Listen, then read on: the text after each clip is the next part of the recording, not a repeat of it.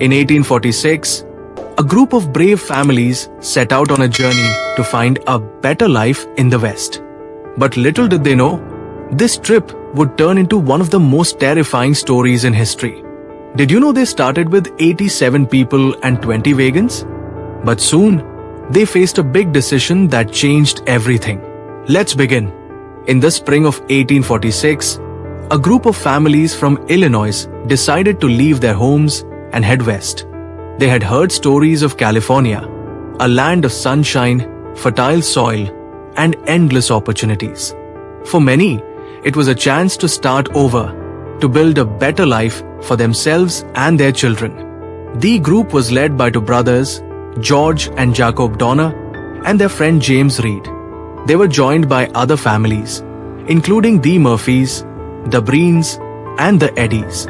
In total, there were 87 people, including men, women, and children, along with their wagons, animals, and supplies. The journey began with excitement and hope. The families traveled across the plains, following the well-known trail to California. But as they moved further west, they heard about a new route called the Hastings Cutoff. This shortcut, promoted by a man named Lansford Hastings, promised to save them time and distance. But what if the shortcut wasn't a shortcut at all? What if it led them straight into danger? Would they survive the gamble they were about to take? The Hastings Cutoff was supposed to be a faster route to California, but it turned out to be a disaster. The trail was poorly marked, and the terrain was much harder than expected. The group had to cross steep mountains, dense forests, and barren deserts. Their wagons broke down frequently, and their animals grew weak from lack of food and water. The journey, which was supposed to take a few weeks, dragged on for months. The families began to lose hope as they realized they were running out of time. By the time they reached the Sierra Nevada mountains, it was already October. The weather was turning cold, and the first snowflakes began to fall. The group knew they had to cross the mountains quickly, or they would be trapped for the winter. Little did they know, the mountains would become their prison, and the snow would bury their hopes of survival. What would they do when the storm hit? The Donner Party pushed forward, hoping to make it over the mountains before the snow got worse. But nature had other plans.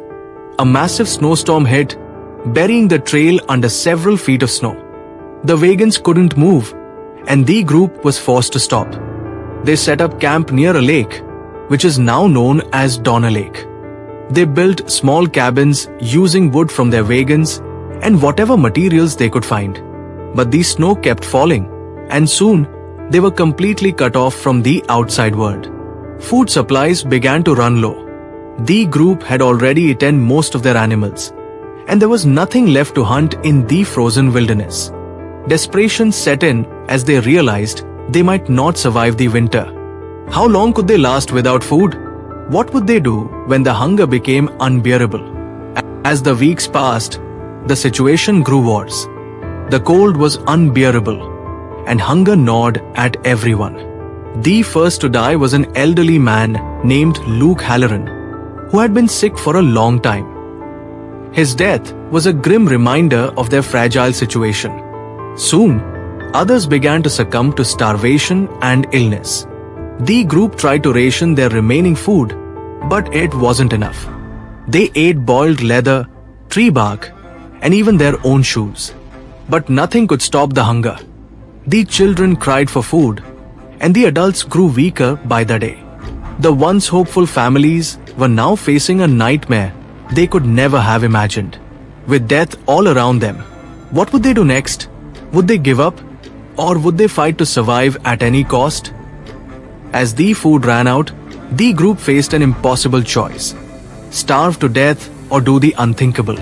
Some members suggested eating the bodies of those who had already died. It was a horrifying idea, but for many, it was the only way to survive. The first to resort to this were two men from the group. They cut flesh from the bodies and cooked it over the fire. Others followed, driven by sheer desperation. It was a decision that would haunt them for the rest of their lives. Could you imagine making such a choice? What would you do if it meant survival or death? In December, a small group of 15 people decided to leave the camp and seek help. They called themselves the Forlorn Hope. They hoped to cross the mountains on foot and reach a settlement in California. The journey was brutal. They had no food, no proper clothing, and no idea where they were going. One by one, members of the group began to die from exhaustion and starvation. Those who survived were forced to eat the flesh of the dead to keep going.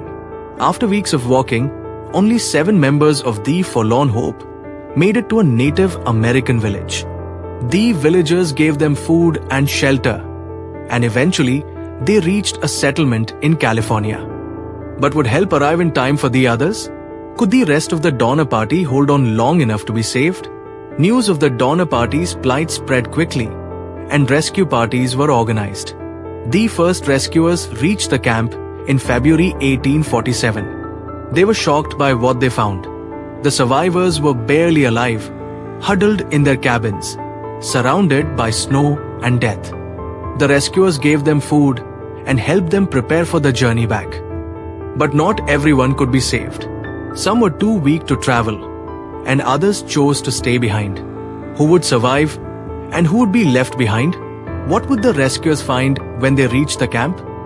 Over the next few months, several rescue parties made their way to the camp. Each time, a few more survivors were brought out. But the journey was dangerous, and some rescuers lost their lives in the process.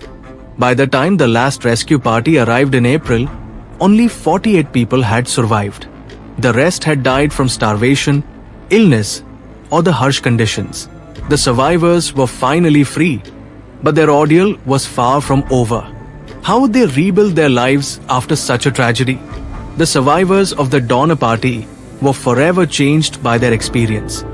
Many struggled with guilt and trauma for the rest of their lives. The story of their ordeal spread across the country, shocking and horrifying everyone who heard it. The tragedy also had a lasting impact on westward migration. People became more cautious about taking shortcuts and better prepared for the dangers of the journey. What lessons can we learn from the Donner Party's story? How did their tragedy shape the future of America? The Donner Party story is one of the most tragic and haunting chapters in American history. It reminds us of the strength of the human spirit, even in the face of unimaginable hardship. Their journey was filled with hope, courage, and sacrifice. But it also serves as a warning about the dangers of taking risks and the importance of preparation. If you found this story gripping, don't forget to like, comment, and share. What part of the Donner Party's journey shocked you the most? Let us know in the comments below. And if you want more incredible stories of survival and history, subscribe for our next video. The Miracle of the Ants, another tale of survival against all odds.